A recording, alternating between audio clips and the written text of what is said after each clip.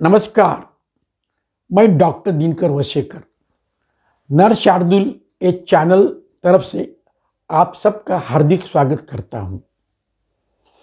इस चैनल पर आज अपन जो समाज में बहुत चर्चित विषय है उसके बारे में जानकारी हासिल करेंगे और वो इस विषय का नाम है, उस सब्जेक्ट का नाम है समान नागरिक कानून और या समान नागरिक संहिता, जिसे अंग्रेजी में कहते हैं यूनिफॉर्म सिविल कोड।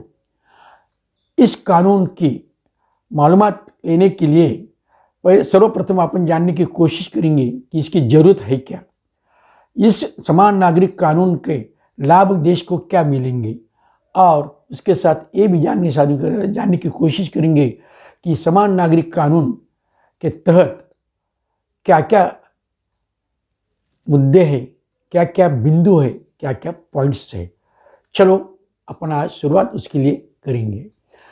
उसके पहले आपसे मैं नम्र प्रार्थना करता हूं कि इस वीडियो को लाइक कीजिए, सब्सक्राइब कीजिए, शेयर कीजिए। चलो आप आज समान नागरिक कानून के बारे में जानकारी लेंगे। सर्वप्रथम उसकी पृष्ठभूमि देखेंगे, उसका बैकग्राउंड समझने की कोशिश करेंगे कि ये क्यों बनना जरूरत है और इसकी क्या लाभ है। तो ये समान नागरिक कानून जो उसके जानने के लिए अपन कोशिश कर रहे हैं, उसकी पृष्ठभूमि क्या है, उसके कुछ बिंदु जानने की कोशिश करेंगे। सर्वप्रथम ये समझने की कोशिश करेंगे कि अपने देश में संविधान कानून जो है वो सर्वतोपरि कैसा लागू है। आप लोग जानते हैं कि देश में सबसे बड़ा कानून कौन सा है? देश की संविधान, इसको घटना कहते हैं, जिसको कॉन्स्टिट्यूशन, वो सबसे बड़ा कानून है। ये कानून और दूसरे कानून देश में सबके नागरिक के लिए बराबर है, समान है। फिर वो व्यक्ति कौन से भी जात का हो, कौन से भी समाज का हो, कौन से भी धर्म का हो, वो नर हो या नारी हो, उसकी नस्ल कौन सी भी क्यों नहीं होती। वैसा ही जो कायदा है, जो कानून है, जो विधान है, वो सबके लिए समान है।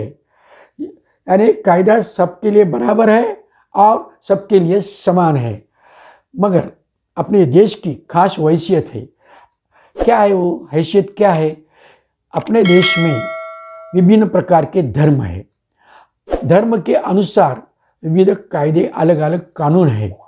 ये कायदे कानून जो अलग अलग है, उससे उस धर्म के समाज पे प्रभाव रहता है और उसके तरफ से और उसी तरह से, और वो कानून के वजह से वो समाज के धार्मिक और उसके साथ अपन कहेंगे पर्सनल लॉज है, उसका प्रभाव रहता है। उसके मुताबिक उनको चलना पड़ता है। जैसे अपन एग्जाम्पल के उदाहरण के तौर पे लेंगे कि शादी विवाह का कानून है, या तलाक या घटस्फोट का कानून है, भरण पोषण या उदर निर्वाह का कानून है, या विरासत और उत्तराधिकारी वारस का कानून है, या गोद लेने का कानून है।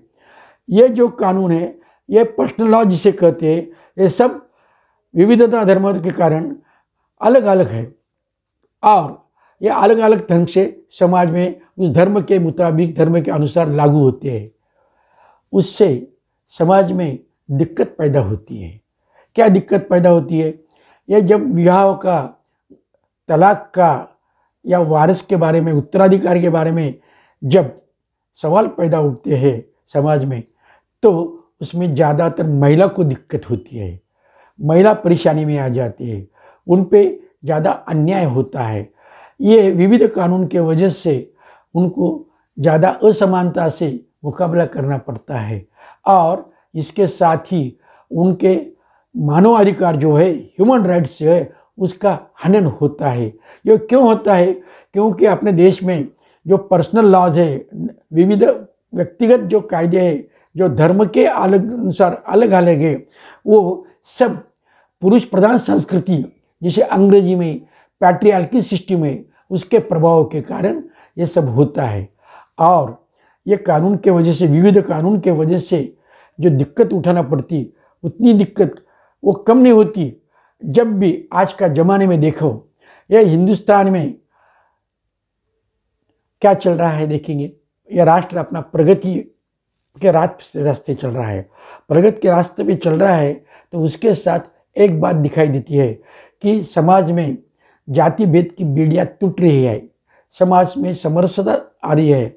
और उसके दृष्टिकोण से देखा जाए तो आप देख सकते हैं कि आजकल विवाह उसके साथ जो कुछ प्रॉब्लम आते हैं वो सब सॉल्व करने के लिए अपने पास एक जैसा कानून नहीं है। ये दिक्कत समाज में ही नहीं आती, तो जब ये विविध धर्म के कानून के तहत चलने वाले केसेस जब कोर्ट में आते हैं तो कोर्ट में भी दिक्कत पैदा होती है, कोर्ट में भी कठिनाइयाँ पैदा होती है। और ये कठिनाइयों का सामना करने के लिए कोर्ट को बहुत परेशानी झेलनी पड़ती है। पहले अपन ये जो समान नागरिक कायदे है इसके पृष्ठभूमि जानने के लिए अपन कुछ कोर्ट के केसेस जानने की कोशिश करेंगे, क्योंकि अपने को पता चलेगा कि ये विभिन्न धार्मिक कानून की वजह से समाज में कैसी दिक्कत पैदा होती है और समान नागरिक कानून की कैसी जरूरत है।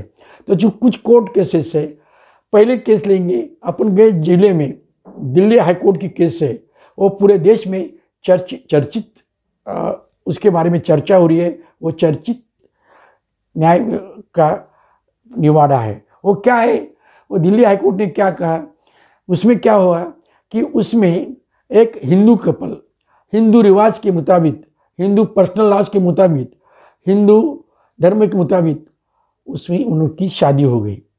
पर जब तलाक की बारी आई तो उस पीड़ित महिला ने कहा कि मैं इस Hindu code, Hindu marriage act है, हिंदू विवाह कायदा है, उसके तहत घटस्फोट या तलाक मान्य नहीं करूँगी, क्योंकि मैं मीना इस अनुसूचित जमाती से हूँ, इसलिए मेरे को अनुसूचित जमाती का ही कायदा लागू हो, हिंदू विवाह कायदा या कानून मेरे को नहीं लागू हो सकता।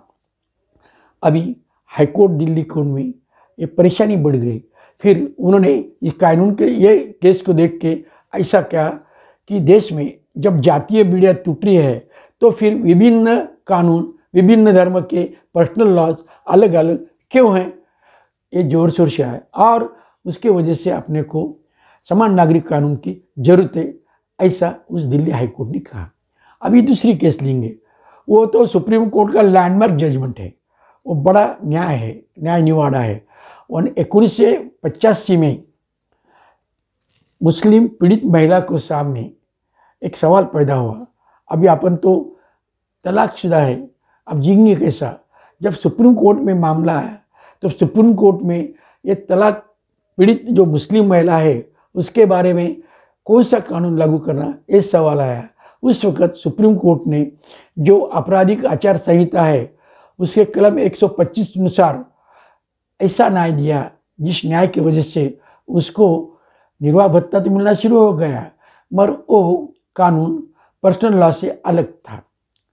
इसके बारे में संसद में राजीव गांधी के ज़माने में एक कानून पास हुआ और मुस्लिम महिला को भरण पोषण देना है तो घटस्फोट के बाद में, तलाक के बाद में 3 महीने तक यानी इद्दत पीरियड तक ही दे सकते, बाद में दे नहीं सकते।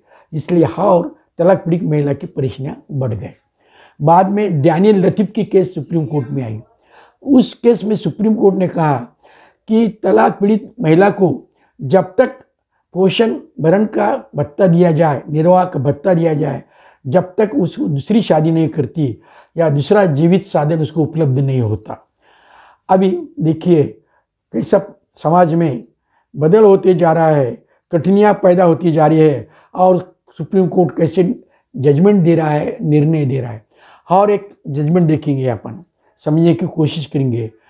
1995 में सरला मुद्गल केस न्याय निवाड़ा कोर्ट के सामने आया। उसमें कोर्ट ने क्या कहा कि जब हिंदू कपल, हिंदू पति पत्नी शादीशुदा है और उसमें जब कुछ प्रॉब्लम पैदा होता है तो उसमें क्या करना चाहिए। अब ये सरला मुद्गल केस में क्या हुआ, हिंदू के पति और पत्नी ने शादी करने के बाद में कुछ दिन के बाद में वो हिंदू पति के मन में आया दूसरी शादी करना। हिंदू रिवाज से दूसरी शादी, तो पहली पत्नी जब जिंदा है, जीवित है, वो तो शादी नहीं कर सकते। उसने धर्म परिवर्तन करके दूसरी शादी किया। जब सुप्रीम कोर्ट में एक केस चली, उस वक्त कोर्ट ने कहा ये तो घटना के न्याय और समता के विरुद्ध है, ऐसा हो ही नहीं सकता। जब तक हिंदू मैरिज एक्ट, हिंदू विवाह कायदा के तहत महिला को तलाक नहीं मिलता, घटस्फोट नहीं मिलता, जब तक ये शादी बरकरार रहेंगी तब तक ये आदमी की दूसरा शादी ये कायदे कानून के मुताबिक नहीं रहेगी। और ऐसे कई केसेस है। सायरा बानो केस में तो सुप्रीम कोर्ट ने यहाँ तक कह दिया कि जब न्याय और समता पे आघात होता और उसकी वजह अगर पर्सनल कायदा है, कानून है, उसकी वजह अगर व्यक्तिगत स्वरूप का कायदा है, उसका वजह धर्म के मुताबिक जो पर्सनल कायदा है, कानून है, वो वजह है, वो कानून अन्यायकारक है, वो कानून इनवैलिड है, वो कानून इसमें नहीं चलेगा, वो बाद हो जाएगा। इस तरह देख सुप्रीम कोर्ट ने और कई केसेस में ये साफ तौर से कहा कि देश में विविध धर्म के अनुसार जो विविध कायदे, अलग अलग कायदे चलते हैं, उसकी जगह एक ही समान नागरिक कायदा, समान नागरिक कानून, जिसको अंग्रेजी में यूनाइटेड और यूनिफॉर्म सिविल कोड कहते, वो लागू होना चाहिए। अभी चलो इधर यूनिफॉर्म सिविल कोड क्या है उसका देखेंगे। यह पृष्ठभूमि जानने के बाद में अपने को यह पक्का हो जाता है कि कोई से भी हालत में अपने खंडप्राय देश में यूनिफॉर्म सिविल कोड यानी समान नागरिक कानून कायदा लागू करने की जरूरत है। ये घटनाकार जब घटना बना रहे थे, तैयार कर रहे थे, उस वक्त उनके भी दिल में था। उन्होंने ये सोचा था कि देश में विभिन्न धर्म के व्यक्तिगत जितने अलग अलग कानून हैं उसको उनकी जगह एक समान नागरिक कानून लाना चाहिए। मगर उस वक्त कुछ दिक्कत पैदा हुई, उसमें कुछ अपोजिशन हुआ और आखिर में संविधान में पार्ट 4 में, जिसको अपन नीति निर्देशक सिद्धांत कहते हैं, अंग्रेजी में जिसको डायरेक्टिव प्रिंसिपल कहते हैं या मार्गदर्शन तत्व कहते हैं, उन्होंने उसमें खास लिखा है कि देश के सभी नागरिकों के लिए एक समान नागरिक संहिता होने चाहिए, जिसको अंग्रेजी में उन्होंने कहा कि state shall endure to secure all its citizen uniform civil code. उसकी वजह ये थी कि देश में सब विविध धर्म के जो अलग अलग कानून हैं वो रद्द हो और उसी जगह सबके हित के लिए, सबके लाभ के लिए एक ही समान नागरिक कानून हो। अभी ये तो घटना ने भी कहा, संविधान ने भी कहा, कॉन्स्टिट्यूशन में कहा, फिर अभी दिक्कत कैसे आ गई, जब लागू करो ऐसा प्रावधान किया मगर वो कायदा पास होके लागू नहीं हुआ। फिर समाज में क्या है, ये विविध धर्म के व्यक्तिगत कायदे अलग अलग ढंग से लागू रहते रहे और उसमें क्या हुआ, फिर इसमें सबसे बड़ी महिला की दिक्कत बढ़ती रही। महिला को अन्याय सहन करना पड़ा, महिला को विषमता का सामना करना पड़ रहा और मानवता अधिकार का हनन ज़्यादा महिला को हो गया। ज़्यादा पीड़ित कपल में, नर नारी में नारी को पीड़ित होना पड़ा। फिर इसके लिए क्या करना पड़ रहा, फिर इसके लिए जब कुछ दिक्कत आती है उनको जब कोर्ट में जाओ तो कोर्ट के भी विभिन्न धर्म के विभिन्न कानून की वजह से कोर्ट को भी कठिनाइयों का और दिक्कत का सामना पड़ रहा, उनको भी झेलना पड़ रही। फिर इसमें सब दूर के लिए जब नागरिक कायदा कानून, जिसको नागरिक समान कायदा और कानून कहते हैं, वो लागू करने की जरूरत है। तो उस वक्त अपन देखें सुप्रीम कोर्ट भी वही कर रहा है, हाई कोर्ट भी वही कर रहा है और इधर संविधान का डायरेक्टिव प्रिंसिपल्स, मार्गदर्शक तत्व और जिसे अपन नीति निर्देशक सिद्धांत कहते, वो भी वही कर रहा है। और इसी तरह से सुप्रीम कोर्ट और कहता है कि ये जो विविध धर्म के विविध अलग अलग पर्सनल निजी स्वरूप के कानून है वो एक अलग करना चाहिए। धर्म का और पर्सनल लॉज और निजी कानून का कोई संबंध नहीं है, उनको अलग अलग करना चाहिए।